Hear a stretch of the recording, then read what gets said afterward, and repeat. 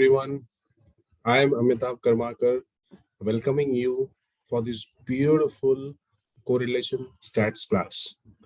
आपका तहे दिल से स्वागत है for this beautiful stats correlation class.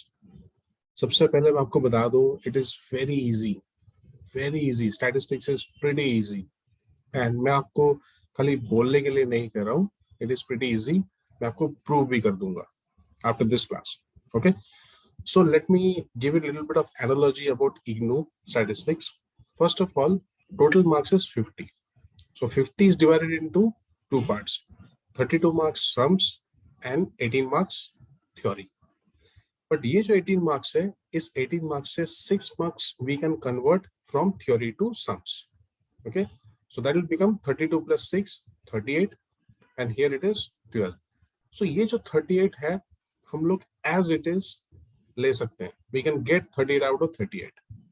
But ये जो 12 है, उसमें से depending on your preparation कितना आप पढ़ते हो, 5, 6, 7, 8, 9, 10 तक भी आ सकते हैं out of this thing. So आप 47, 48 भी पा सकते हैं with practice lot of things. And ये जो 38 है, 38 तो आपको मिलेगा ही मिलेगा if you follow my instruction beautifully.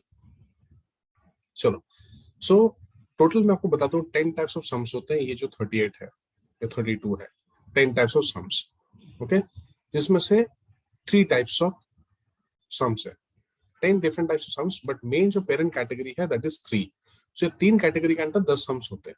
तो पहला है correlation, इस तीनों में से पहला है correlation. Correlation के अंदर 3 है. Number 2 is your regression. Okay, उसके अंदर एक ही है regression equation. And number 3 है hypothesis driven problems, जिसके अंदर 6 है. Okay, so total 6 plus 1 plus 3, 3 correlation के, एक रिग्रेशन के एंड 6 हाइपोथेसिस के. So likewise total 10 sums are there. Okay, तो first thing first, without any wasting time हम लोग स्टार्ट करेंगे कोरिलेशन. ओके, सो कोरिलेशन का वेरी फर्स्ट थिंग जो है, correlation is something will try and show through PPT. Okay, पहला जो सम है हम लोग करेंगे कैंडल्स टाउ. कैंडल बोल के एक जन जेंटलमैन थे, उन्होंने ये फॉर्मूला दिया था वे बैक इन 1900. उसके हम लोग करेंगे, but before that we must understand correlation क्या है. हम लोग को कोरिलेशन क्या है समझना पड़ेगा. Okay, so let me share with you the PPT. Okay, so correlation is something relation between two data sets. Okay, it can be strong, it can be weak, it can be moderate, it can be very strong, it can be very weak. Okay, so let us understand what is correlation. Correlation is something, let's say husband and wife का correlation. Relation बहुत अच्छा हो सकता है, relation बहुत ही बुरा हो सकता है, divorce के कगार पे हो सकता है, या फिर they are living very happily, very good हो सकता है. Parent child relationship, बच्चा अपना मम्मी डैडी का बात सुनता है या नहीं भी सुनता है. ओके, बिल्कुल ही नहीं सुनता, थोड़ा बहुत सुनता है, बहुत ही सुनता है. लाइकवाइज मम्मी डैडी बच्चे का बात सुनता है. तो कितना अच्छा कोऑर्डिनेशन है, कितना अच्छा कोरिलेशन है, that is what we are trying to say. Now in case of statistics हम लोग कोरिलेशन क्या समझते हैं. This is not only your husband and you. Okay, खाली 2 जन में नहीं होता है. लेट्स से 10 जन हस्बैंड खड़े हुए यहाँ पे एंड 10 जन वाइफ्स खड़े हुए यहाँ पे, तो उन ये जो रिस्पेक्टिव लोगों है, रिस्पेक्टिव कपल्स है, इस लोगों में कितना कोरिलेशन है हम लोग मैथमेटिक्स के थ्रू समझ जाएंगे थोड़े टाइम पे. ओके, सो ये जो 10 लोग हैं हस्बैंड्स, ये जो 10 लोग हैं वाइफ्स, इन दोनों में आपस में क्या कोऑर्डिनेशन है, कितनी बॉन्डिंग है, कितनी नहीं है, विल ट्राई एंड अंडरस्टैंड. हम लोग मैथमेटिक्स के थ्रू जान लेंगे. ओके, सो अगर कोऑर्डिनेशन बहुत ही अच्छा है, ऑसम है, सुपर्ब है, ब्रिलियंट है, तो उसको बोलेंगे +1, that is perfect positive correlation. और बिल्कुल ही डिवोर्स के कगार पे है या फिर डिवोर्स हो चुका है, बिल्कुल ही कुछ नहीं है, तो इट इज -1. ओके, बहुत ही घटिया. और लेट्स से कोई भी इन दोनों में कुछ मतलब ही नहीं है, अपने अपने रास्ते में है, अपने अपने रूम में है, कोई सेंस ही नहीं, that is no correlation. Let's say 50% good correlation, that is your perfect moderate positive correlation. 50% is not so good correlation, that is 50% perfect moderate negative correlation. And gradually we will try and understand. Okay, got it? I believe it is clear right now. And in actual class we will understand in length. Since there is demo class, so हम लोगों ने इस तरह से समझते हैं. If you have any doubt, please ping me. I'll be able to answer it pretty well. I'll be able to clear out doubts. As I promise. Okay. Correlation 3 type के होते हैं. Okay. Positive, negative, and no correlation. Like I said. Okay. These are many things. Strong positive हो सकते हैं, strong negative हो सकते हैं, no correlation हो सकते हैं. Weak positive, weak negative, no correlation. Moderate positive, moderate negative, no correlation.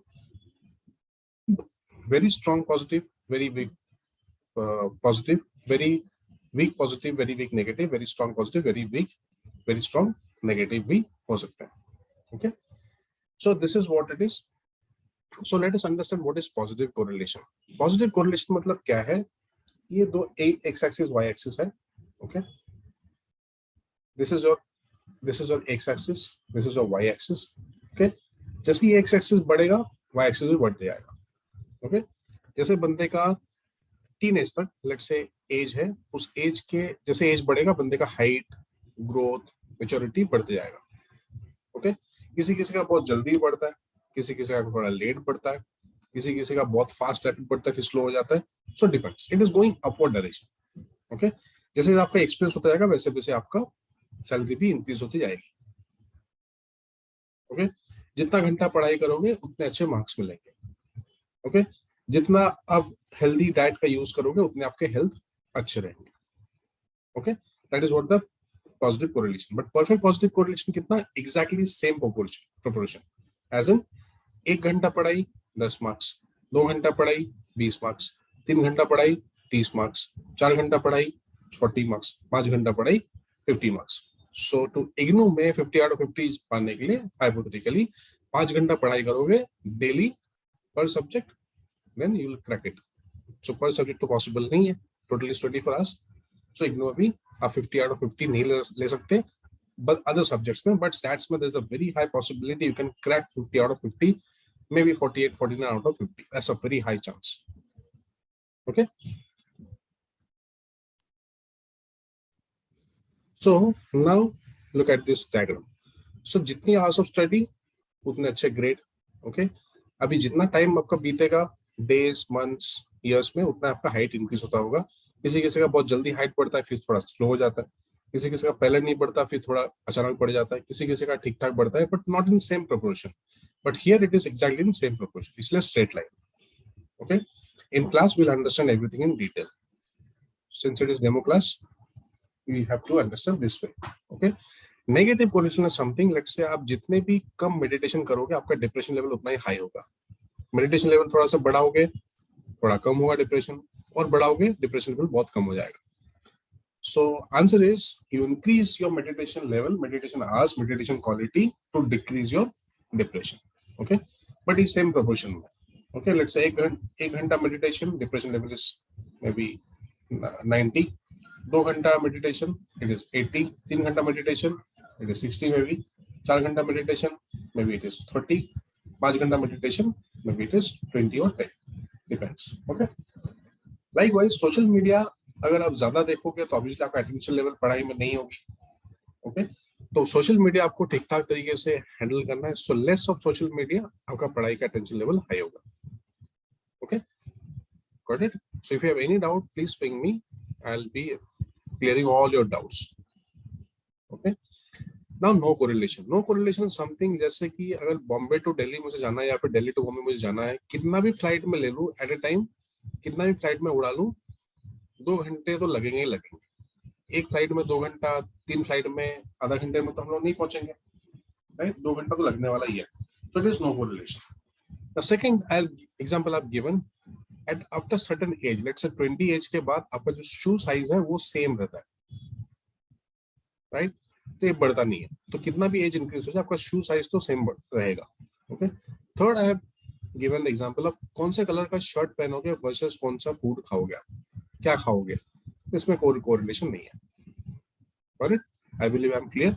Still if you have any doubt please ping me, I will be able to solve your problem one on one. Okay, now यहाँ पे सबसे important चीज हम लोग इस slide पे बाद में हम लोग आएंगे, उसके पहले सम्स लिखते हैं. So like I said, candle जो थे साइकोलॉजिस्ट, इन्होंने एक फॉर्मूला दिया है. इनका जो सिंबल, इनका नाम है टाउ. जैसे यहाँ पे लिखा मैंने टाउ, ऐसा दिखता है टाउ. तो उनका फॉर्मूला ये है NC minus ND upon NC plus ND, that's it, very sweet short ठीक ठाक फॉर्मूला है। Now what is C? n is number of values. What is c? C is concordance, that is greater. D is discordance, that is smaller. We'll understand in detail. Question is that x and y, okay, question आपको ऐसे दिए हुए होंगे exam में, x and y का value दिया हुआ होगा, okay. Now for example husband and wife के बीच में कोऑर्डिनेशन कैसा है, ओके। लेट्स से x है हस्बैंड का डेटा, y है वाइफ का डेटा।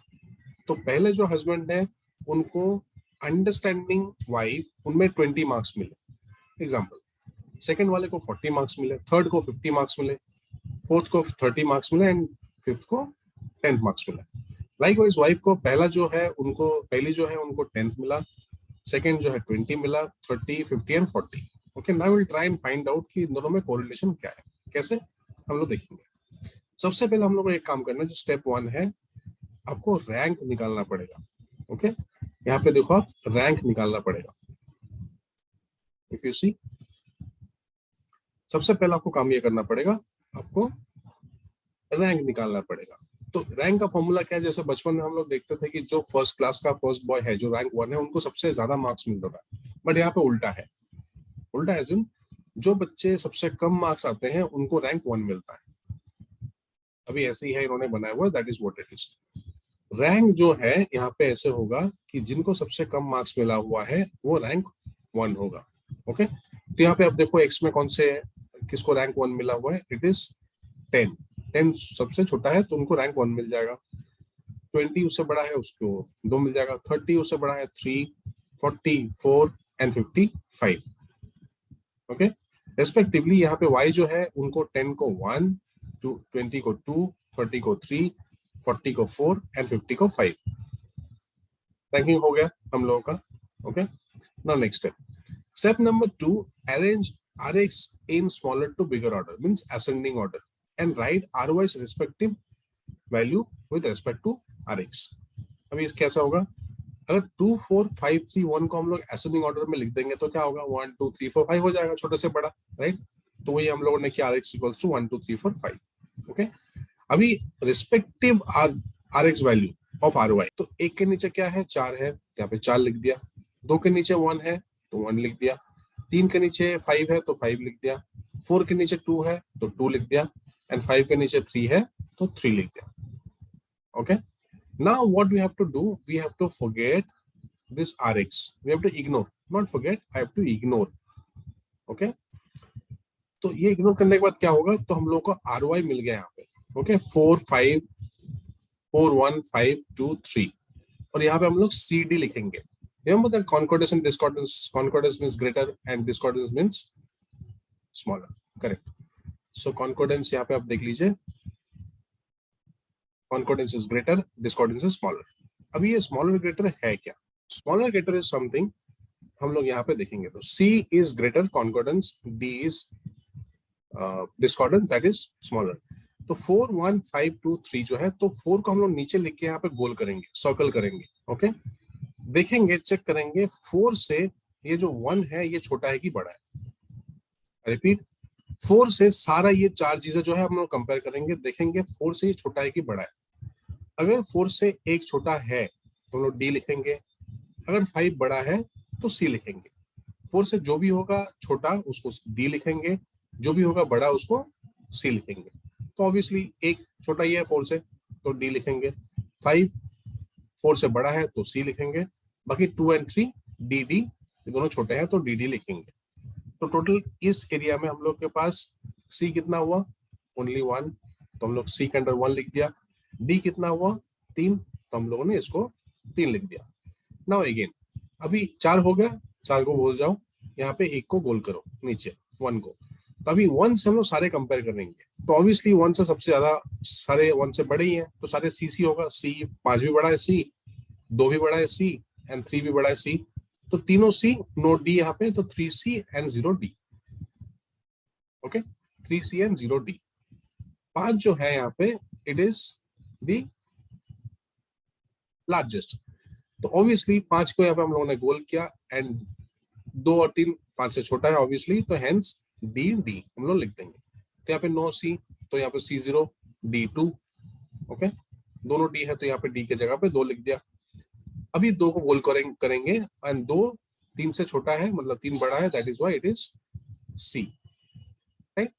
तो ये जो सी है, सी को हम लोग यहाँ पे 1 देंगे एंड डी को 0 देंगे obviously. Now will have to total it, C1 3 1 that is 5, D 3 and 2 that is 5, okay. तो यहाँ पे NC हम लोग का 5 हो गया, ND हम लोग का 5 हो गया। So step 4 is something that is Kendall's tau equals to NC minus ND upon NC plus ND. If you remember the formula, यहाँ पे देखिए NC minus ND upon NC plus ND, वही चीज हम लोगों ने यहाँ पे किया। So NC भी 5 है, ND भी 5 है, तो यहाँ पे 0 में क्या है? So ये ग्राफ हम लोग को याद रखना पड़ेगा एंड ग्रेजुअली जैसे हम लोग प्रैक्टिस करेंगे वैसे ही हम लोग इसको याद रख पाएंगे, ओके। सो ये ग्राफ है, यहाँ पे आप देखिए, तो 0 किस ब्रैकेट में आ रहा है? तो 0 मतलब नो कोरिलेशन, ओके। तो हम लोग क्या लिखेंगे यहाँ पे? There is no correlation between 2 data sets, okay, that's the answer. तो हम लोग को पूरे के पूरे 10 मार्क्स या 6 मार्क्स जितने भी आएंगे हम लोग को मिल जाएंगे। अभी मान लो आपका आंसर आता था -0.34, -0.34, तो ये -0.34 इस ब्रैकेट में आता, तो हम लोग क्या बोलेंगे इसको? There is weak negative correlation between 2 data sets, okay. मान लो कि आंसर आ गया +0.82, कहाँ आ गया +0.82? यहाँ पे। So there is very strong positive correlation between 2 data sets, okay? मान लो कि आपका आंसर आ गया -0.23, okay? तो यहाँ पे आएगा again there is weak negative correlation। मान लो आपका आंसर आ गया beyond -1, that is -2, -3, -4, -5, या फिर +1, beyond +1 that is +1.5, 2, 3, 500, तो आपका आंसर गलत है। कोरिलेशन में आपका आंसर ऑलवेज -1 to +1 के बीच में होना चाहिए, इससे बाहर कुछ नहीं, सब कुछ इसके अंदर होना चाहिए, okay. So guys, thank you so much, it was lovely teaching you all. So please take action right now.